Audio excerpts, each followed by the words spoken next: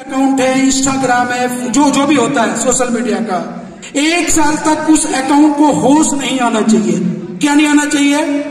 होश नहीं आना चाहिए। आदमी अगर 1 लाख रुपए कमा लेता है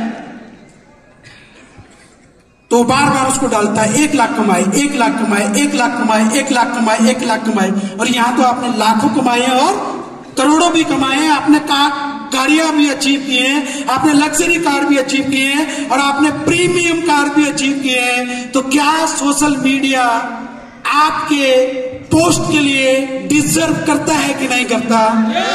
आपके अकाउंट में हर दिन एक पोस्ट जानी चाहिए कि नहीं जानी चाहिए? जानी चाहिए कि नहीं जानी चाहिए? अलग अलग पोस्ट जाने चाहिए। मैं देख रहा था बाहर जब गाड़ी में से आ रहा था, लोग आड़े टेढ़े चिट्ठे होके सेल्फी ले रहे थे कि नहीं ले रहे थे? अंदर आने का मन नहीं कर रहा था उनका कि अंदर भी चले, प्रोग्राम तो तभी शुरू होगा, तभी तो शुरू होगा। और वहां सेल्फियों से फुर्सत नहीं मिल रही थी। वो फोन में सबके में सेल्फियां हैं और उस सेल्फियों को संभालिए और डेली एक पोस्ट को डालिए, डेली एक पोस्ट को डालिए। लोगों को आपको एक मैसेज देना है कि इवेंट तो हुआ और सक्सेसफुल इवेंट हुआ। yes, जिस तरह से कंपनी चाह रही थी उस तरह से इवेंट हुआ। जो कंपनी का टारगेट था उससे ज्यादा कार अचीवर आए हैं आज, 20 को कम थे। हाँ जी, रात को जो मैंने मैसेज डाला, लीडरों के धड़ाधड़ मैसेज आ रहे थे मेरे पास। रात में 1:30 बजे मैसेज मैंने डाला, लीडरों के मैसेज आ रहे थे, सर आप टेंशन मत लेना, सर आप टेंशन मत लेना, 24 को इससे भी बड़ा इवेंट करेंगे।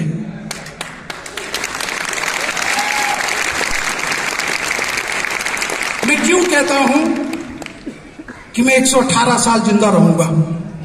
पता है, आप जो इतना प्यार, इतना मान और इतना सम्मान देते हो कि मेरे ऊपर कोई दिक्कत परेशानी आती है, आप मेरे को फोन नहीं करते पर मैसेज डालते हो कि सर बेफिक्र हो जाइए, आप सो जाइए, प्लीज आप सो जाइए, अब हम देख लेंगे। तो 118 क्या, मैं तो कमी तो बोलता हूं 118। हाँ जी, 118 कमी तो बोलता हूं कि 118 साल जिंदा रहूंगा। ये तो और बढ़ेगी ऐसे, और ये सब आपके हाथ में है बढ़ाना। मैंने कितनी बार ये कहा है कि जेपी त्यागी की कमजोरी क्या है पता है? इधर हाँ जी, जयपुर वासियों पता है क्या? छत्तीसगढ़ से या बिहार से जितने भी लोग हैं या पूरे हिंदुस्तान के जो लोग बैठे हुए हैं, पता है जेपी त्यागी की कमजोरी क्या है? नहीं पता? बताता हूं, पर आज के बाद मत पूछना। मेरी कमजोरी है आप लोग। आप लोग मुझे आप अपने बीच में रखिए, 118 नहीं 128 जिंदा रख लीजिए, 150 साल जिंदा रख लीजिए, 200 साल जिंदा रख लीजिए, और मन करे ना तो यही रख लीजिए, यहीं पे यही रख लीजिए अपने साथ। आपके साथ रहूंगा, 7 जन्म तक आपके साथ रहूंगा मैं, 7 जन्म तक।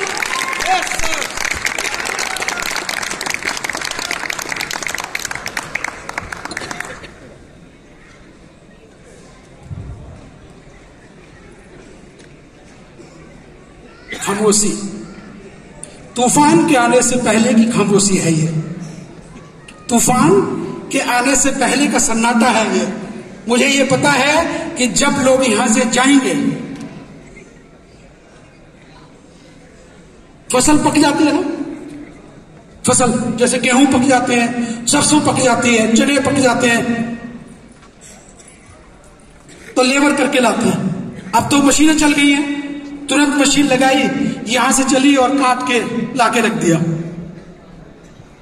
मुझे ये पता है जब यहां से जाओगे आप और अपने घर पहुंचोगे ना, कसम से कटाई करोगे आप कटाई करोगे और लोगों को दिखाओगे कि असली में हम केआरएस वाले हैं, असली में। देखो इवेंट करके आए हैं, चाहे 4 दिन हम रुके थे लेकिन इवेंट तो करके आए हैं। हाँ Yadav ji, yes sir, event तो करके आए हम। चारों तरफ उस लेवल से फैल जाइए कि कोई बाकी नहीं बचना चाहिए, आपसे कोई अछूता नहीं रहना चाहिए, सब भेदभाव खत्म कर दीजिए। एक वो डायरेक्ट सेलिंग में एक चीज कही जाती है कि 1 मीटर के दायरे में जो आपका आ गया, मेरे को एक चीज ध्यान आ गई, बता दूं क्या? जब माता सीता और भगवान रामचंद्र और लक्ष्मण जी को वनवास हुआ तो ये लोग गए वन में गए, तो वहां पंचवटी पे इन्होंने अपना हिसाब किताब बनाया रहने रोने का जुगाड़ करके, और फिर उसमें कुछ ऐसा हो गया कि सीता जी को रावण हर के ले गया। उसके बाद वो प्रक्रिया चली कि ढूंढे कहां कैसे, तब तो पुलिस नहीं होती होगी शायद मेरे ख्याल से, नहीं तो FIR होती तुरंत कि FIR कराओ। पर वहां फिर हनुमान जी मिल गए, हनुमान जी सुग्रीव जी मिले, बातचीत हुई, ठीक है चलो जाओ काम करते हैं आगे ढूंढ के लाओ। तो हनुमान जी निकल गए ढूंढने के लिए। हनुमान जी भूल गए कि ये समुद्र कैसे पार करूंगा मैं। जामन जी ने उनको ध्यान दिला दिया, जामन जी ने उनको ध्यान दिला दिया। तो जब समुद्र पार कर रहे थे हनुमान जी, तो समुद्र में एक राक्षस रहता था, समुद्र के अंदर एक राक्षस रहता था, और वो राक्षस के अंदर इतनी क्वालिटी थी कि किसी की अगर परछाई आ जाए तो परछाई पकड़ लेता था, और आदमी को नहीं पकड़े कोई बात नहीं, परछाई पकड़ता था और आदमी उसकी गिरफ्त में आ जाता था। तो आप लोग वो हो कि यहां से जाने के बाद आपके 1 मीटर के दायरे में किसी शख्स को छोड़ दीजिए, अगर उसकी परछाई भी आ गई तो मुझे 100% श्योरिटी है इस बात की कि वो आपका हो गया। आप वो लोग हो। एक और मैंने अभी पीछे एक कहानी सुनाई थी, आज फिर मेरा मन कर रहा है, रिपीट तो होगी लेकिन अगर आप कहो तो सुना दूं। अगर आप कहो तो सुना दूं। एक शिकारी था। कौन था? एक शिकारी था। वकील साहब मोइये कह लें दो, मैं तो कह रहा हूं, तू बीच में कह रहा हो, क्या कह रहा हो, मैं कह दे। एक शिकारी था, शिकारी शिकार करता था, और शिकार करने के बाद अपना पेट भरता था, अपने परिवार का पेट भरता था। वो एक दिन क्या हुआ, वो शिकार करने जब जंगल में गया तो उससे कोई शिकार नहीं हुआ, लेकिन एक चील के बच्चे को उसका तीर लग गया। चील के बच्चे को उसका तीर लग गया और वो घायल हो गया। घायल होने के बाद शिकारी गया, उसने देखा जाकर के, तो उसने देखा कि चील का बच्चा तड़प रहा है, उसके तीर उसके अंदर लगा हुआ है, और उसके अंदर एक शिकारी भीलिया क्या बोलते हैं उसको, शिकारी के अंदर दया नहीं होती, भाव, कुछ दया भाव नहीं होता उसके अंदर, और उसके अंदर एक दया अंदर से आई कि मेरे से अनर्थ हो गया। चील के बच्चे को तीर लग गया और ये घायल हो गया। उसने तीर निकाला और उसमें प्यार से हाथ फेरा और उसको साथ लेके आ गया, और उसने उस दिन से कसम खाई कि मैं शिकार नहीं करूंगा, और उसको घर ले आया, उसको पालने लगा। धीरे धीरे उसका जख्म ठीक हो गया, उसका जख्म ठीक हो गया। फिर क्या हुआ कि किसी काम से उसको शहर जाने का कुछ काम आ गया। तो शहर जाने की प्लानिंग में अब वो सोच रहा मैं नहीं जाऊंगा तो मेरा काम खराब हो जाएगा, और मैं गया इस चील के बच्चे को छोड़ करके तो ये मर जाएगा, बच्चा ही तो है, वो मर जाएगा, कौन इसकी देखभाल करेगा। उसको ध्यान आया कि उसका एक दोस्त है, उसका एक दोस्त है जो मुर्गी पालता है, चूजे पालता है, चूजे मुर्गी के बच्चे उनको पालता है। वो उसके पास गया, यार मेरे को ना 1, 2, 3, 4 दिन के लिए, हफ्ते के लिए, 10 दिन के लिए शहर जाना है, तू मेरे चील के बच्चे को रख लेगा क्या? तो उसने कहा रख लूं, पर तू ये देख ले जब 1 हफ्ते बाद आएगा तो चील का बच्चा जो है वो चूजे का बच्चा बन जाएगा। क्या हो जाएगा धामा जी? वो चूजे का बच्चा बन जाएगा। उसने कहा ठीक है आके देख लूंगा, पर तू रख ले, अभी का काम तो कर, वो वहां छोड़ करके चला गया। उसको 2 दिन की जगह 4, 10, 15, 30 महीना एक लग गया उसको। और 1 महीने बाद जब वो वापस आया, अपने दोस्त से मिला, उसको बोला मेरे चील का बच्चा कहां है? तो वो हंसा। उसने कहा हंस क्यों रहा है भाई? वो फिर हंस पड़ा। उसने कुछ बताएगा तो सही, हंस क्यों रहा है? उसने कहा जा कहीं चुज्जों के बीच में तेरा चील का बच्चा घूम रहा होगा। किसमें? चुज्जों के बीच में कहीं चील का बच्चा घूम रहा होगा, जाके ढूंढ ले उसको। अब वो निकलना ढूंढ ले। अब जब ढूंढने निकला, कभी इसको पकड़े, कभी उसको पकड़े, कभी उसको पकड़े, सब चुज्जे निकलते जा रहे हैं। वो थोड़ी देर शांत खड़ा हो गया और वो ये देख रहा है, ऐसे इधर से देखा, ऐसे देखता शुरू किया उसने, ऐसे यूं देखा। ये पूरा देखने के बाद फिर नीचे आ गया और नीचे देख रहा है ऐसे। उसने कहा ढूंढना तो है चील के बच्चे को। इतनी भीड़ में, इतने चुज्जों के बीच में उसने चील के बच्चे को ढूंढ लिया और जाके उसको पकड़ लिया। ये है मेरा चील। अब चील के लिए ये कहा जाता है कि चील ऊंचाइयों पे उड़ना पसंद करता है। किस पे? ऊंचाइयों पे। ऊंचाइयों पे उड़ना पसंद करता है, नीचे उड़ना उसको अच्छा नहीं लगता। और चुज्जे के लिए ये कहते हैं कि वो ऐसे चलता है, ऐसे फुदकता है, ऐसे फुदकेगा, ऐसे आ जाएगा, ऐसे आ जाएगा, ऐसे चलता है। ऐसे ही तो है। वो फिर हंसने लगा जब वो लेके आया। कह रहा आप क्यों हंस रहा है? कह रहा है चील का बच्चा अब चुज्जा का बच्चा बन गया। अब क्या करेगा? इसको ले जाकर रहने दे। किसी का ये 2-4-10 दिन बाद थोड़ा सा वजन हो जाएगा तो किसी का पेट भरेगा। ये कह रहा चल हटा, साले चील का बच्चा था और चील का ही बच्चा रहेगा, ये चुज्जा कैसे हो जाएगा? वो नहीं माना। वो उसने हाथ में लिया और ये उछाल दिया और ऊपर उछाला। जितनी तेजी से ऊपर गया था उससे डबल तेजी से नीचे आके धम से गिरा। कह रहा मत उछाल इसे, ये मर जाएगा, क्योंकि अब ये चील का बच्चा नहीं रहा, ये चुज्जे का बच्चा हो गया।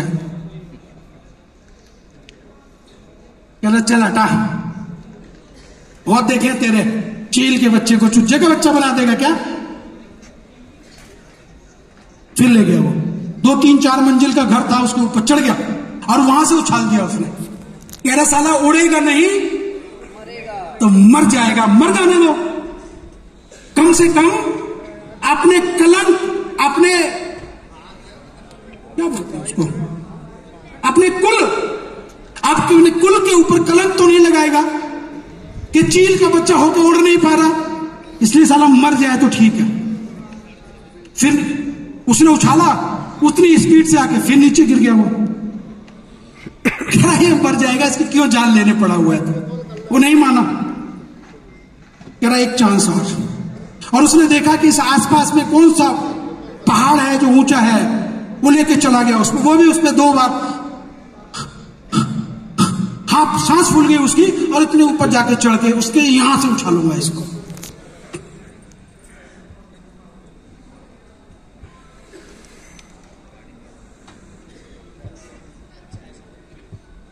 और उसने ऊपर जाकर के उसको उछाल दिया। ये जो बीच में बैठे ना, ये लोग जरा खड़े हो जाइए, सुस्ती आ रही है इन लोगों को। तिवारी जी के खर्राटे यहां तक आ रहे हैं।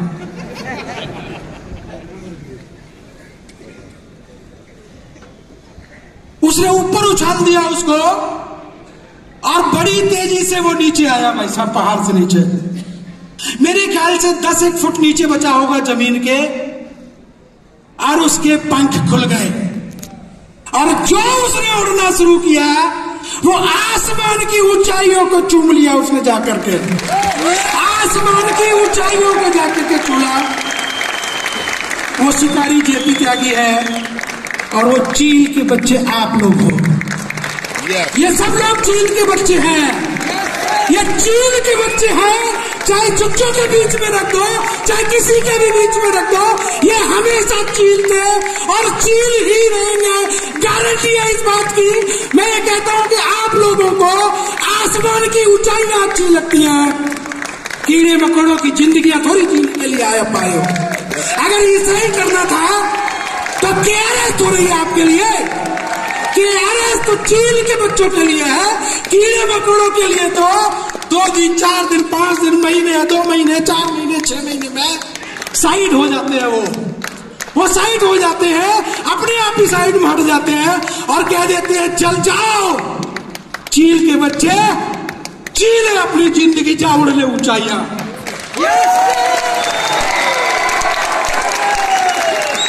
क्या मैं गलत कह रहा हूं क्या इधर से? क्या आप लोग चील के बच्चे हो? क्या आसमान की ऊंचाइयां चाहिए? क्या आरएस के साथ चाहिए? क्या इधर वाले सुन रहे हैं? इधर वाला आवाज नहीं आ रही क्या? आसमान की वो ऊंचाइयां चाहिए जहां कोई नहीं पहुंचेगा, वहां हम पहुंचेंगे। गारंटी है इस बात की। उस जुनून के साथ हम लोग काम कर रहे हैं। कुछ भी चीज ले आओ, कुछ भी टारगेट ले आओ, साला कौन है वो?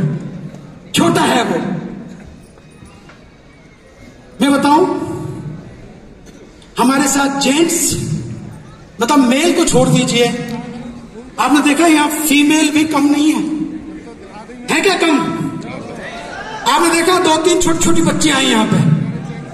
हाँ जी, 2-3 छोटी छोटी बच्ची आई। तो इधर से भी 4-5 कार अचीवर बच्ची आई कि नहीं आई? सुबह घर से जब वो निकलती हैं तो मम्मी कहती है बेटा संभल के जाइए, टाइम खराब है। शाम को जब 5 बजते हैं 6 बजते हैं तो माँ का फोन शुरू हो जाता है, बेटा कहाँ रह गई, अभी घर नहीं आई क्या? 7 बजते हैं माँ की धड़कन तेज हो जाती है, 8 बजते हैं माँ परेशान हो जाती है, 9 बजते हैं 8 बजे से ही वो भाई को, पापा को, चाचा को, ताऊ को, सबको फोन करने लगती है कि बच्ची घर नहीं आई अभी। Yes no? और उस बंदिश के अंदर रह करके इन बच्चियों ने और इन सब ने परफॉर्म किया है कि नहीं है?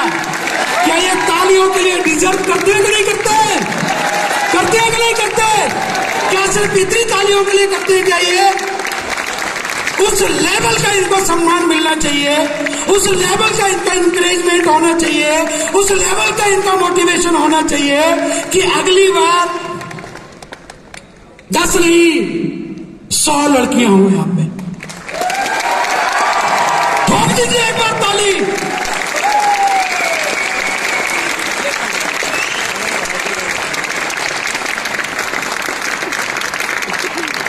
एक अंदर कशिश है और आज मौका भी है, वारदात भी है।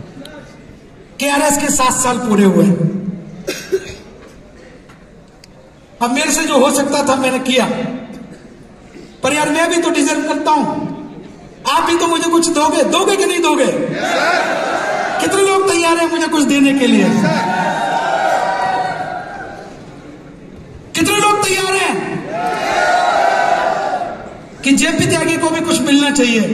कसम से चाहिए तो पसीना आ रहा है। देख रहे हो कितनी मेहनत कर रहा हूं, कूद रहा हूं, नाच रहा हूं। वो एक मदारी का बंदर नहीं होता, ऐसे नाच रहा हूं मैं। नाच रहा हूं कि नहीं नाच रहा? और मेरी डोर आप लोगों के हाथ में है। आप जैसे नचा रहे हो वैसे मैं नाच रहा हूं, पर एक कशिश है अंदर, कशिश। और वो कशिश क्या है? हालांकि वैसे तो हम सब लोग उस लेवल के लीडर हैं कि जहां से खड़े होंगे वहीं से लाइन शुरू हो जाएगी। उनको छोड़ दे, विक्रम बेताल थोड़ी है कोई तू जो उसकी पीठ पे लग गया है। ऐसे मत कर यार, जीतू है बेचारा, अभी बहुत काम करना है, कमजोर हो जाएगा वो। एक कशिश है, बोल दूं क्या? जी सर। आज हमने 7th एनिवर्सरी सेलिब्रेट की है, 7 साल। दुख सुख में हम सब साथ रहे कि नहीं रहे? ऐसा भी टाइम आया कि एक टाइम मिला तो भी खा लिया, आया कि नहीं आया? और इतना भी आया कि 2 रोटी चाहिए और 20 रोटी थी तो भी खाया, दूसरों को बुला बुला के खिलाया, आ जाओ मिल के खाएंगे। खाया कि नहीं खाया? हाँ जी।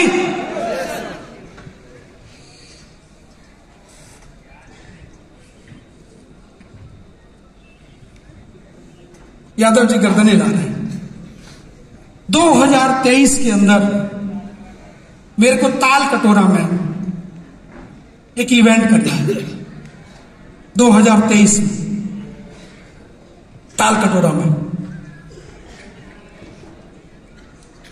केआरएस ग्रुप के अचीवर नहीं चाहिए, केआरएस ग्रुप का इवेंट नहीं कर रहे हैं, क्योंकि मुझे पता है कि अगली बार जब 8th एनिवर्सरी सेलिब्रेट करेंगे तो केआरएस ग्रुप का जो 10,000 लोगों का कैपेसिटी का है, कौन सा वाला है वो? कौन सा वाला है?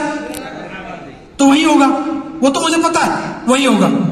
लेकिन ताल कटोरा के अंदर एक मल्टीप्रो का इवेंट करना है, मेरी एक कोशिश है। Yes sir. सिर्फ मल्टीप्रो का। हाँ जी। Yes sir. सिर्फ मल्टीप्रो का। ये भी कम पड़ेगा। यस।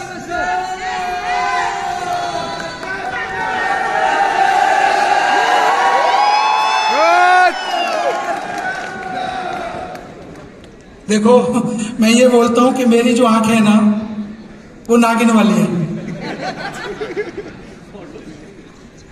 सब जिन्होंने आवाज मारी है वो आंख में आ गई है, जिन्होंने हाथ उठाए ना वो भी आंख में आ गए, फोटो आ गई है उनकी।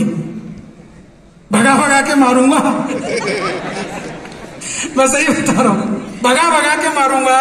2023 में सिर्फ मल्टीप्रो का एक इवेंट करना है और ताल कटोरा फुल करना। Yes sir.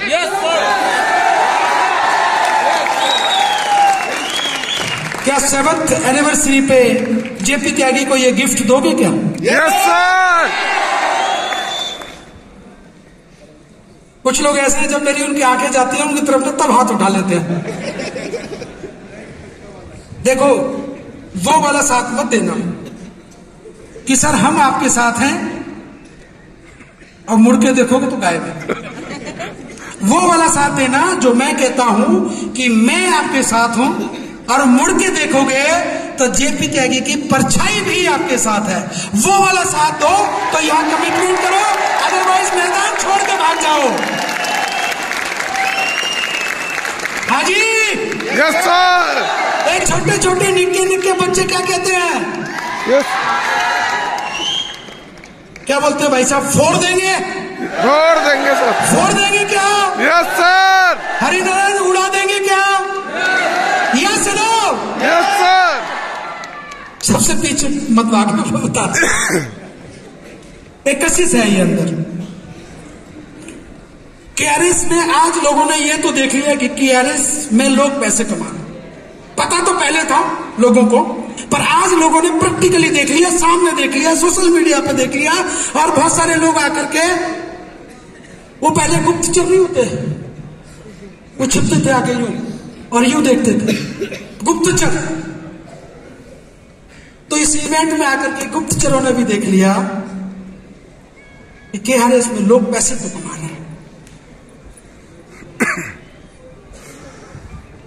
अब एक ऐसा इवेंट चाहिए कि केआरएस मल्टीप्रो के इतने अचीवर हो, केआरएस मल्टीप्रो में इससे ज्यादा गैदरिंग हो।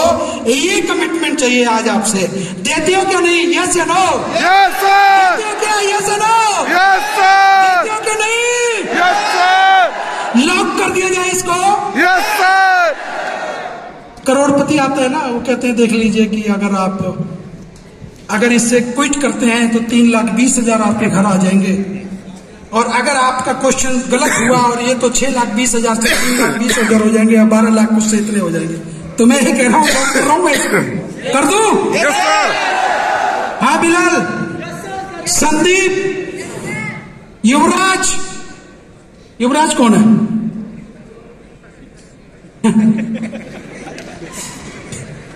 मिंटू जी कर दो लॉक। Yes sir. कर दे। यस। इधर राजस्थानी क्या बोलते हैं? जयपुर भाई कर दे क्या?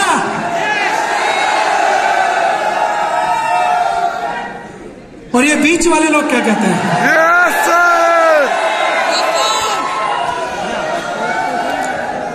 चलिए लॉक, जगह हमने बता दी है, टाइम आप बता देना कब करना है। आधी रात को भी मैं तैयार हूं उसको करने के लिए। Yes sir. जगह हमने बता दी है, टाइम आप बता देना। एक और मल्टी प्रो के लिए बहुत जल्दी, अभी 1-2 दिन में ही हम लोग बैठ के मीटिंग करके डिसाइड कर रहे हैं। हेल्थ के प्रोडक्ट की मैन्युफैक्चरिंग भी खुद फाइनल हो गई है। अब बहुत जल्दी उसकी मैन्युफैक्चरिंग स्टार्ट हो जाने की हेल्थ के प्रोडक्ट। एक और केआरएस ग्रुप के लिए गुड न्यूज कि यमुना एक्सप्रेसवे पे